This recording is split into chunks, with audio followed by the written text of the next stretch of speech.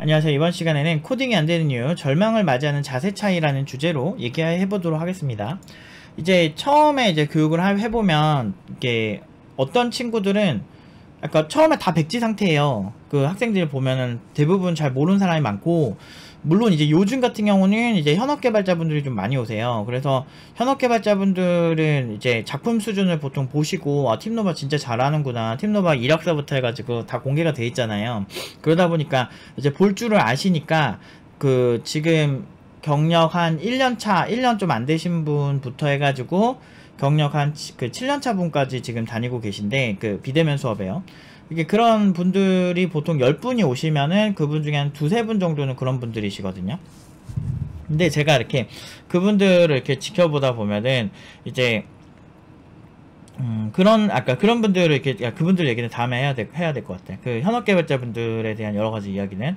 근데 이제 그분들을 이렇게 제가 이렇게 지켜보다 보면은 이제 여러 가지 이렇게 생각들이 많이 들어요. 아, 이분이 왜 발전을 했는지 안 했는지, 왜 어떤 이유로 이제 발전을 못 했을까. 이게 개발을 하는 능력은 사실 굉장히 종합적이거든요. 그래서 뭐 커뮤니케이션부터 기술 검토, 그리고 뭐 검색 능력, 그리고 이제 내부의 코어 아키텍처를 이해하려면은 이제 기반 지식들이 좀 많아야 되고, 그런 걸 어떻게 잘 찾아서 하느냐, 이런 것도 되게 중요하거든요. 근데 이제 그런 여러 가지 측면들이 이제 부족해서, 그 중에서 이제 부족한 부분 찾아서 현업 개발자분들은 채워드리는 그런 솔루션을 많이 진행을 하는데, 이제 일반적으로는 되게 왕초보 분들 있잖아요. 아무것도 모르는 분들이 거의 대부분이에요. 아니면 전공자인데 자기가 학교 다닐 때 너무 놀아서 아무것도 모른다, 나를 그냥 비전공자처럼 대해달라, 이런 분들이 대부분이거든요. 이제 그러다 보니까 이제 제가 이런 유형의 학생들을 이렇게 코칭을 하다 보면 두 가지 유형으로 나눠야 되겠더라고요. 이제 보통 이제 한번 뭔가를 이렇게 하게 되면 굉장히 잘하는 분들이 있어요. 그러니까 이게 처음부터 아무것도 몰라요. 그냥 백지 상태야. 그러니까 제가 지금 이런 사례로 좀 얘기할 만한 분들이 몇 분이 떠오르는데, 그 중에서 제가 많이 언급했던 이제 지금 스탠포드 연구원으로 이제 그 미국에 계신 분이 계세요. 근데 그분 가족들 자체가 이제는 팀노바에서 다 많이 배우시고 지금 응용 1단계까지 가신 분도 계신데, 이제 그 어떤 여자분이신데, 그 분이 스탠포드 연구원으로 현재 일하실 정도로 똑똑하세요. 근데 제가 이분이 잘하시는 거예요. 그래서 아, 이렇게 얘기하면 사람들은 재능이 진짜 있구나, 똑똑한 사람은 뭘 해도 잘하는구나, 그렇게 생각하실 수가 있는데, 사실은 제가 이분을 그래서 좀 유심히 관찰을 해봤거든요. 정말 똑똑해서 잘하는 걸까? 저거를 그렇게 인정을 해야 될까? 그러면 지능이 낮은 사람들은 코딩을 못하는 걸까? 라는 생각을 이제 하는 거죠. 물론 이제 어느 정도는 답정너로 제가 생각할 수밖에 없는 게, 저는 살면서 정말 명문대 학생들이랑 똑똑한 학생들 정말 많이 가르쳐 봤거든요. 정말 많이 봤는데 이게 학력에 100% 비례하지 않는다는 걸 너무 많이 봐가지고, 그래서 이분은 제가 유심히 이제 관찰을 했죠. 그래서 모든 과정들이나 이제 멘토링 했던 거를 제가 다 볼 수가 있어요. 그래서 팀노바에서 일어난 모든 현상들은. 그래서 이제 이렇게 지켜보는데, 이제 이분이 특징이 뭐냐면, 정말 그 끈덕지게 하시고 끊임없이 도전을 하시면서, 그러면서도 욕심이 굉장히 많으세요. 그러니까 내가 지식에 대해서 내가 이거를 못하는 걸 자기가 좀 못 참으시는 것 같아요. 그리고 이제 그런 게 있죠. 이제 스탠포드에서 연구를 하려면 논문 같은 거를 검토를 많이 해야 되잖아요, 연구원들은. 그래서 세계 최고의 학교 중 하나니까 어느 정도 높은 수준으로 이제 하시겠죠. 그러다 보니까 이제 검색 능력이나 이런 부분에서 피지컬이 어느 정도 되는 거예요. 학교 다닐 때 논문을 쓴다든지 이런 부분에서 사실 지식을 보고 검토를 하는 그 연습이 좀 잘 돼 있으셨어요. 개발자한테도 정말 중요한 능력이거든요. 이제 가끔 이제 보안 쪽에서 이제 논문 같은 거 볼 때 있어요. 그러다 보면은 이제 되게 어렵게 써 있는데, 그거를 집중력 있게 처음부터 이렇게 천천히 봐야 되거든. 그러면 시간이 막 하루 종일 걸릴 때도 있고. 그런데 이제 그런 식의 이제 역량에서는 정말 뛰어나시더라고요. 근데 그런 것도 있는데, 그것보다 좀 더 근본적인 거는 그냥 지는 걸 싫어하시는 거예요. 그러니까 내가 뭔가를 못하는 거를 자기가 못 참는 거야. 그래서 근데 이런 분들이, 제가 그 다음에 이제 좀 많이 이렇게 수업을 진행하면서, 기초 수업은 다 끝나신 분인데 이제 많은 얘기를 들었어요. 그러니까 그분이 이제 하시는 말씀이, 자기는 이제 제가 이제 유추하기로는, 이제 한국에 있다가 미국으로 가신 케이스이기 때문에 정말 억척같이 사셨을 거라는 게 너무 보이는 거예요. 그 안에서도 정말 좋은 자리, 또 명문대도 나오고 그렇게 하는데, 이게 보니까 이분 자체가 굉장히 이렇게 열심히 하신 거더라고요. 그런데 그 과정에서 얼마나 많은 좌절과 이런 게 많이 있으셨을 거예요. 그 얘기 들어보면은 나름대로 서러우신 게 좀 있는 것 같더라고요. 뭐 제가 막 그런 얘기 공감 많이 하셨어요. 뭐 예를 들면 제가 이렇게 여행을 좋아해서 해외여행을 좀 많이 다녔는데, 이게 한 40개국 정도 돌아다니면서 제가 느낀 게 뭐냐면, 이렇게 사람들이 이제 흑인들 막 되게 많이 이렇게 좋아하잖아요. 아까 흑인들 막 인권에 대해서 우리가 막 공감하고 그러잖아요. 아시아인들은 미국 사회에서 뭔가 뭐 인종차별을 많이 당하고 막 그럴 것 같으니까 흑인 인권운동 막 이런 거에 나름대로 이제 감정이입이 되잖아요. 아시아인들이. 근데 막상 이렇게 제가 돌아다니면 백인들이, 그러니까 제 개인적인 경험인데, 백인들이 이제 저를 차별하는 경우보다, 물론 가끔 있긴 있었어요. 좀 못 배워먹은 좀 무식한 그런 백인들은 딱 봐도 그냥 그렇게 보인 애들이 그러는데, 근데 진짜 흑인들은 정말 높은 확률로 정말 차별 빈도가 높았어요. 그러니까 오히려 또 스페인에서도 오히려 좀 뭐 흑인 못지않게 좀 이렇게 좀 피부가 이제 좀 다른 그런 분들이 많이 이렇게 뭐 차별을 많이 했었어요. 오히려 백인들은 잘 안 그랬거든요.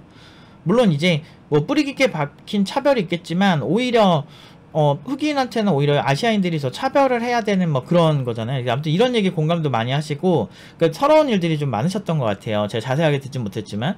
그러다 보니까 이제 자기가 그렇게 살면서도 그렇게 되게 좋은 위치로 계속 가고 뭘 하든지 잘하다 보니까 이렇게 패닉 오는 상황들에 대해서 분명히 여러 개 있었거든요. 굉장히 뭐 신경질도 날 정도로 되게 뭐 예민해지시는 것도 봤고, 그 과정에서 봤는데 그거를 결국엔 이겨내시더라고요. 그러니까 패닉이 당연하다는 걸 알고 있는 느낌? 그러니까 살면서 명문대 나오고 뭔가를 잘해버릇하던 사람들의 특징이에요, 이게. 그러니까 저도 마찬가지인데, 저는 어렸을 때 부모님이 이제 어디서 기죽지 말라고 뭐 정말 뭐 웅변학원 이런 데도 보냈었고, 막 정말 이렇게 뭔가 내가 하고 싶으면은 많이 이렇게 시켜주셨어요. 그 없는 살림에. 근데 그렇게 하면서 제가 느낀 게, 제가 좌절하고, 그러니까 저는 대회에서 어렸을 때부터 상을 좀 많이 탔거든요. 근데 그러다 보니까 뭐 게임 대회에서도 많이 탔었고, 어렸을 때 중학생 때는 뭐 그 전에는 막, 그러니까 우리 집에 아무튼 상장이 엄청 많았어요. 고등학교 때도 그 학교에 있는 모든 대회란 대회는 제가 막 적극적으로 막 나가고 그랬거든요. 그래서 뭐 사생대회에서도 상 타고, 무슨 만화 공모전에서도 상을 탔어요. 그러니까 그림을 잘 그려서가 아니고 구성이 좋아서. 그러니까 어떻게든 나는 이렇게 뭔가 하면은 진짜 열심히 했던 것 같아요. 고등학생 때 정말 하루가 너무 짧을 정도로. 그리고 그 당시에 게임스쿨도 다녔었고, 이제 정말 그렇게 뭔가 이렇게 열정적으로 하는데, 그 과정에서 패닉은 항상 오더라고요. 그러니까 무슨 얘기냐면, 아, 왜 난 이거밖에 안 되지? 난 왜 이거밖에 못하는 거지? 그런 생각들이 너무나 강하게 드는 상황들이 진짜 많았어요. 근데 이게 근데 그거 그냥 버티고 그냥 이렇게 쭉 가다 보면 어느 순간 내가 되게 잘해져 있거나 상을 타거나 이런 경우가 진짜 많았거든요. 개발 쪽도 마찬가지예요. 저는 사실은 정말 재능이 없어서, 뭐 제가 10대 때 진짜 10살 때부터 일찍 교육받긴 했는데, 그런 거 치고는 제 주변의 친구들보다 못했거든요. 그래서 제가 20살 때, 아, 나는 좀 공대 쪽에 재능이 없나? 이런 생각을 했지만, 그래도 나는 게임 개발을 하고 싶었기 때문에 내가 이제 그 한국산업기술대학교 게임공학과를 갔었죠. 물론 이제 자퇴를 3학년 2학기까지 다니고 이제 자퇴를 하긴 했지만, 이제 제가 그때 경험을 해보면 정말 좌절이 많았는데, 결국엔 이 좌절을 딛고 일어나서 현업개발자를 열심히 하다 보니까 지금은 제 제자들이 전부 다 고연봉자로 가니까, 올해 졸업생들 전부 다 5천 미만이 없어요. 5천 이상이에요. 5천 이상으로 가고, 최근에는 다 5,300 이상, 5,500 이상으로 다 가고 있거든요. 최대 7천까지 갔고. 그러니까 그런 상황이 생기면서 항상 좀 행복한 것 같아요. 그러니까 이게 근데 이런 행복한 상황들을 여러분들도 같이 공감했으면 좋겠는데, 근데 이렇게 되려면 앞에 말하는 이런 패닉셀을 좀 견뎌낼 수가 있어야 된다는 거죠. 패닉이 왔을 때 그거를 견디는 정도에 따라서 잘한다는 게 제가 오늘 하고 싶은 말의 핵심이거든요. 그러니까 이게 잘하는 분들 보면 바로 잘하는 경우 별로 없어요. 근데 대부분 욕심이 있거나, 내가 저 사람들한테 좀 더, 그러니까 내가 이렇게 사회적으로 내가 뭐 못하는 게 자기가 용납이 안 되는 거야. 근데 그런 사람들이 뭘 하든 잘하더라 이거죠. 그러니까 오히려 재능이 있거나 없거나는 사실 중요하지 않아요. 헬스장 처음 가면 누구나 처음에 하면 다 근육통이 있어요. 근데 어떤 사람들은 근육이 아프니까, 당연히 아프지, 운동 안 하다 하면 근육이 안 아플 수가 있나. 근데 그래 근육통이 있으니까 패닉이 와서 어떤 사람들은 포기하겠지만, 어떤 사람들은 당연히 근육통이 있는 거야 라는 걸 아는 거야. 그러니까 이게 무슨 얘기냐면, 이것도 성공도 금수저예요. 내가 뭔가를 잘해버릇한 사람들은 계속 뭔가 잘해버릇할 확률이 굉장히 높다는 거죠. 그래서 그런 사람들은 이 패닉 상황을 그냥 숙연하게 받아들이고 이렇게 있더라고. 그러다 보니까 이제 수업을 이해하는 폭도 넓어지고, 그러니까 어쨌든 그 문제가 있으면 고민을 하는 시간을 오래 가져가면 가져갈수록 나중에 자기 스킬이 되고 기억에는 굉장히 잘 남거든요. 뭐 예를 들어서 뭐 운영체제를 보는데 뭐 Q를 봤어. 근데 Q를 보다 보면은 이게 왜 이렇게 되는 거지에 대해서 내가 이해가 안 됐던 거야. 왜 Q를 써야 돼? 스택을 써도 되는 거 아니야? 그러면은 그걸 이해하기 위해서 정말 다양한 자료 구조들을 막 이렇게 스케줄링 하는 거를 보고, 이때는 Q를 써야 되는구나, 이렇게 이해가 되는 거죠. 제가 안드로이드 시간에 Q랑 스택 얘기를 좀 하거든요. 운영체제를 설명하려 보면 Q도 얘기해야 되고 스택도 얘기를 해줘야 되거든요. 그래서 자료 구조나 디자인 패턴에 대해서도 이제 종종 얘기를 해주고, 제가 이제 강의로도 많이 올려놨는데, 이제 그런 얘기들을 좀 많이 이렇게 하다 보면은 제가 이렇게 사람들이 한 번씩 이렇게 이해가 안 돼서 패닉 올 때 제가 그거를 풀어드리려고 열심히 노력은 하지만, 사람들이 어떤 정보가 왔을 때 바로 입체적으로 내가 와닿게끔은 이해가 잘 안 돼요.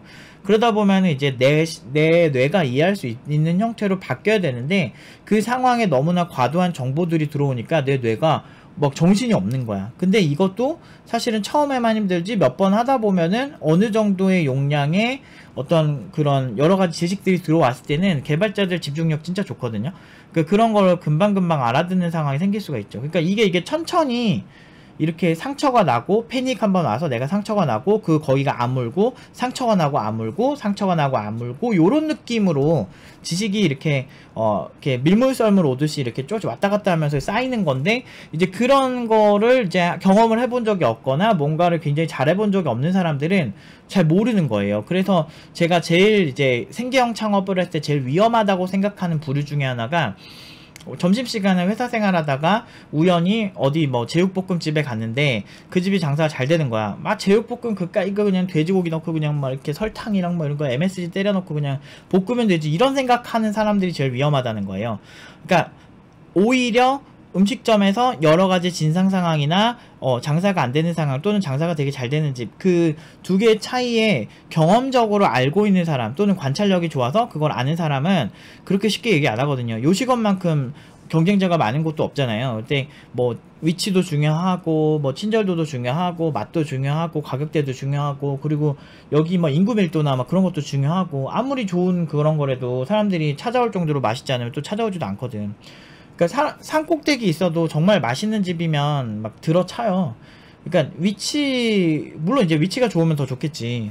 뭐 근데 이제 이런 어떤 마케팅이나 어떤 시장에 진입을 한다는 거는 그만큼 굉장히 복잡하고 어려운 일이거든요. 근데 그런 걸 그렇게 단순하게 생각하는 사람 치고 뭐 잘하는 사람 본 적이 없어가지고, 그래서 그러니까 고통 없이 이루어지는 일은 없어요. 우리가 하다못해 돈이 많아가지고 피부과를 간다고 해도, 저도 여드름 흉터가 많아가지고 피부과를 많이 간 편인데 졸라 아파요. 프락셀하면 졸라 아파요. 막 피부 막 상처 내고 막 딱지 떨어지고, 그래서 프락셀을 안 하는데 무서워서. 근데 이제 그런 거예요. 그러니까 결국에 우리 피부가 회복이 될 때도 그렇게 되는 거고, 우리 몸이 근육질이 되려고 해도 그런 거고, 우리 머리가 똑똑해지려고 해도 결국엔 뇌에서 어떤 변화가 일어나야만 그거를 해결할 수 있다. 그래서 이번처럼 자기 비하로 나는 멍청하고 답이 없어, 나는 역시 재능이 없나봐, 나는 다시 태어나야 되나봐, 이런 방식의 접근은 전형적으로 뭐 안되는 사람들의 접근 방식이거든요. 어차피 인생 어떻게 살든 사실 뭐 상관없어. 사실 뭐 우리가 뭐 법을 어긴다 뭐 어떻게 한다 해도 사실 그거는 현 시대의 법이고, 조선시대의 법은 또 지금 우리가 하는 거랑 상관이 없을 수도 있잖아요. 그러니까 각 시대별로 이제 법을 보는 게 완전 달라지잖아. 뭐 예를 들어서 지금 최근에 이제 태국 같은 경우는 대마초 합법화됐잖아요.